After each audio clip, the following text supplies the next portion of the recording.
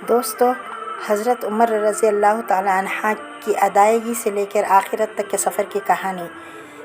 حضرت عمر بن خطاب رضی اللہ تعالی عنہ کا شمار اسلام کے عظیم ترین خلفاء اور صحابہ کرام میں ہوتا ہے۔ ان کی زندگی کا ہر پہلو عبرت، ہدایت اور عدل سے بھرا ہوا ہے۔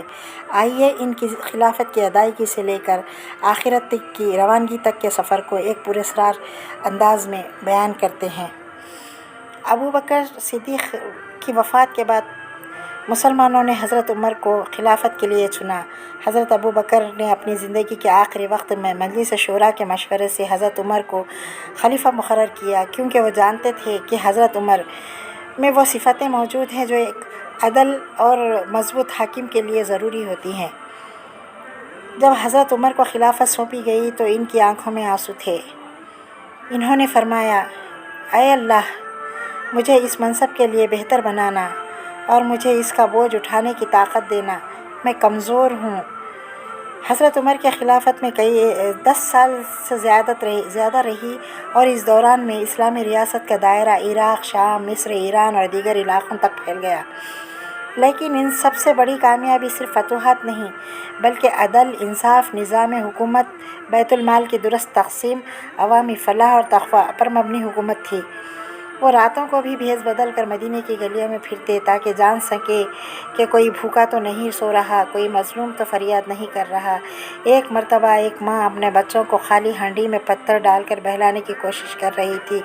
حضرت عمر نے خود بیت المال سے آٹا، گوشت، گھی اور دیگر سامان لائے اور ماں کے قدموں میں رکھ دیا۔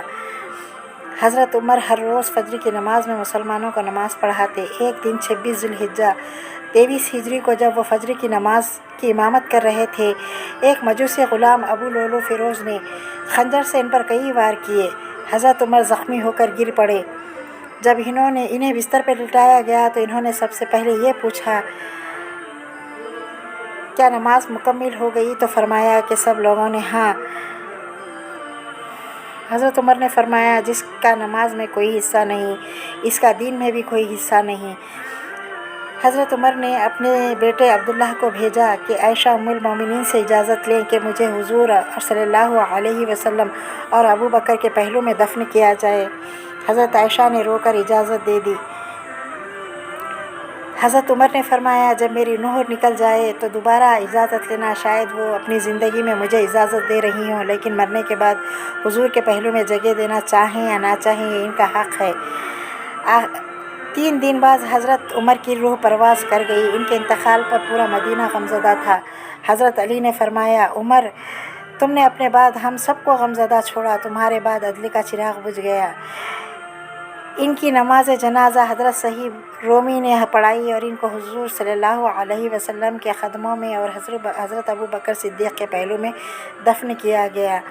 حضرت عمر کی زندگی ہمیں سبق سکھاتی ہے کہ اقتدار، طاقت اور حکومت صرف امانت ہیں۔